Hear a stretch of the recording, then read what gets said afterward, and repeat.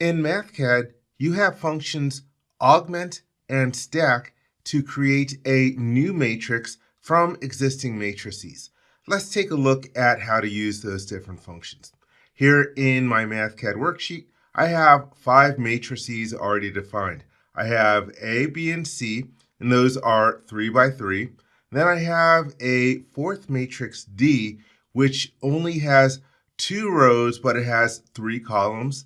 And then we have E, which has 2 columns, but 3 rows.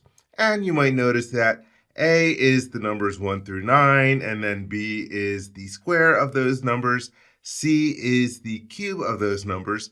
D is A to the 4th power, but just the first 2 rows. And E, just to be different, well, it's a combination of E and pi. Anyhow, let's take a look at creating a new matrix. We will call it F. And then I'll use the colon key for the definition operator. If I go to the Matrices and Tables tab, we can go to the Vector and Matrix function drop-down list. And the first one that we'll look at is Augment. With Augment, you will create a new matrix by taking a number of other matrices and placing them left to right. So sort of like in the same row. So let's select Augment. And this time we'll start off just with the easy ones, A, B, and C. So I'll do A, and then cursor over, B, cursor over, and then C, cursor over, and then I'll use the delete key to get rid of that placeholder. Let me cursor over some more, and let's evaluate. F is equal to, and here we can see that we've got A, and then B, and then C. So again, it placed them one after the other, left to right. Let's take a look at using the stack function. I will create a new variable G, and then definition operator. Then I can go to the vector and matrix functions drop-down list. And here we have stack. And stack will create a new matrix by placing the different matrices that you pass to the function top to bottom. So let me click on this, and then once again we will type in A, cursor over, B, cursor over, and C, and then let me delete the 4th placeholder, and I will place my cursor here, and then G equals, let me select it and move it down a little bit. And so we can see that we have A, and then B, and then C stacked one on top of one another. Let me scroll down some, and now let's try to do it with D. So I will go to a new spot, and let's create a new matrix called H, and then colon operator. This time I'll just type in augment manually. Augment, open parentheses, and let's do A,